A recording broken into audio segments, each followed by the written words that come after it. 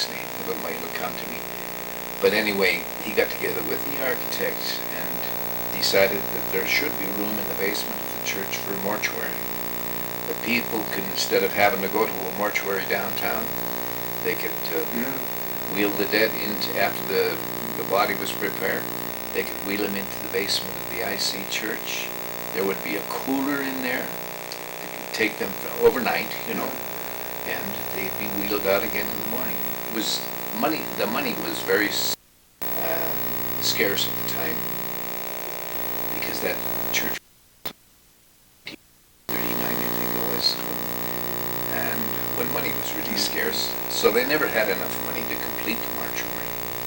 So rather than let it go to waste, so, as I mentioned, some friends and I went down into the basement and we converted it into a multi-purpose room, but it ultimately turned out to be a chapel, a daytime chapel.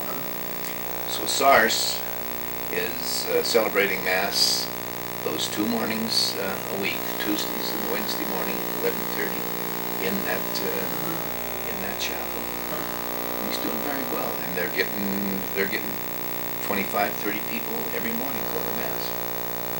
So it's worth his while. Yeah, I know. When we were at the house, he was celebrating Mass for Bernie and a couple other people. In fact, we partook. That was kind of sweet. Even the non-Catholics were. We actually filmed part of it because he'll stop and he'll deliver a homily and he'll give you a history and the connections with other religions and all this stuff. I mean, it's just great. He knows about the history of Ireland, everything that from the time of the potato famine up till the present day. When my family members were going back to Ireland, they were advised to go see SARS, and he would probably give them more input into where they should be looking for information than anybody that they'd meet in Ireland. And sure enough, my brother Dan, he's kind of the family historian, I've met Dan. Yeah. Well, he saw SARS. He says, I'm looking for the Callahans, that connection to the Driscolls, and I'm looking for the John C. Driscolls with it. Mm-hmm. And SARS says, well, you're going to have to go into such and such a county, or in County Cork, but into such and such a parish, and talk to the priest. He says, because a lot of records weren't kept over there, only by the pastor of the parish. So Dan did this. He went into, I'm not sure what the parish was, because I'm not sure if Dan even told me that. But anyway, he went into and talked to the parish priest, and he gave the priest what data he had, And the priest says, I think you're out of luck. He said, at the time that you're telling me about here was the time when there was a great persecution going on in this particular part of the world. And he says the parish priest, the pastor, was taken up on the hill, and he pointed up on this hill where he was beheaded. Wow. Where he was beheaded. These, the English were, they were kind of, that was what's really called tough love. They cut the head off of the pastor, and then they burnt the rectory, so that all the records were gone. But that work you did up at in the basement of the Immaculate Conception, now was that the work that ended up being called Driscoll Hall, or was that something else? The Parish Center, which was that was the hall. Remember the big white hall that stood would be on the southwest corner of Caledonia and Western. Okay, I had remodeled the basement there. That was where the dining hall was, and the assembly hall. And I spent quite a while down there. I spent almost a year working on that. And at the end of it, we were able to have functions in the parish that we were unable to have before, for lack of we were able to use it for weddings, for every kind of reception, and it served to be a very useful thing. But when that building was designed, there was a lack of supervision, I think. because the roof was just barely nailed into place. And of course it was a relatively flat roof. The building had no downspouts going on the outside of the building. It had a center downspout went down in through the center of the building and into the storm sewer a little bit of a distance. So anyway, I think it was Jim Curry. He was the deacon living there in the rectory at the time. He and his wife and family. And anyway, they were going through kind of a period of austerity. They were making sure that the lights were shut off and the heat was cut down. They cut the heat in the parish hall, and as a result, water that was ordinarily, flowing down through the downspout, the downspout in the center of the building, choked up, and then the water started building on top of it. It built up about 14 or 15 inches of ice. And of course the weight brought the roof brought it right down into the gymnasium, broke the back of the gymnasium. And of course with that, Driscoll Hall, which was below the gymnasium, became history. Yeah. I was really proud of that place. And you know what they say about pride? Pride always precedes a fall. Nobody told me it would be a fall like that. What year was that, Bob? Oh, gosh. What year was that, Mary? It's been 10 or 12 years ago. Was that after Mike was ordained? Yes, Yeah, it was.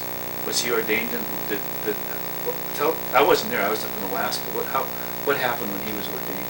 Well, he was ordained in St. Anne's Church. Oh, he was. There were two of them being ordained together, he and Joey Pelletier.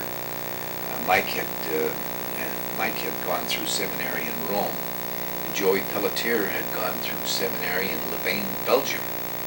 And they went right through they were both ordained into the permanent diaconate, each in their own place. Mike was ordained to the diaconate in Rome. Joey was ordained in Louvain. And then they came to Butte, where it was the first year that this kind of a tradition was starting, where they would celebrate their first Mass in the parish that they were raised in. So both Joey and Mike celebrated their first Mass, the Immaculate Conception, on different days, but nevertheless, that was where they celebrated it. Was that a proud day for you and Mary? Oh, I didn't realize I had that many buttons on the coat. I was busting buttons like you wouldn't believe. Well, now is Joey Pelletier, was he a descendant of Butter's friend, Leo Pelletier? No. No, he wasn't. His father was, his grandfather was a man named Frenchy Pelletier. He was a sawyer and a saw filer. I worked with him years ago when I was at the Anaconda shop. I was there as an apprentice carpenter, and Joe's grandfather was filing saws at that time. Okay, can we get some basic information out of Yeah. here? Okay. Now, what's your name? Robert Stephen Driscoll. Do you have any idea where that name Stephen came from? Yes, I was born on the day after Christmas, the feast of St. Stephen. Okay. And then, what was your date of birth?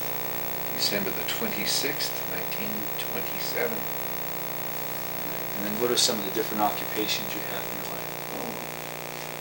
I served as my early years during high school. I worked on the sheets, the mountain con, surface laborer. But what did that consist of? Assembling timber crates to go down into the mine, goblagging, stuff like that. And that was for the first year. Second year I was up there. First year I was up there, I was working in the gunite plant. And gunite is used, it's cement blowing against a wall, and rather than have to build forms. And this is what keeps the slimes in place, because when the tunnel was through, they'd have to fill it with slimes. Well, in order not to have to build a bulkhead, they would run gunite and seal off the ends of the tunnel. And so we were primarily just mixing cement, dry cement that was taken away from our plant, dry, and then mixed in place. After you finish working on the term sheets of the non-con? Yeah. Well, after that,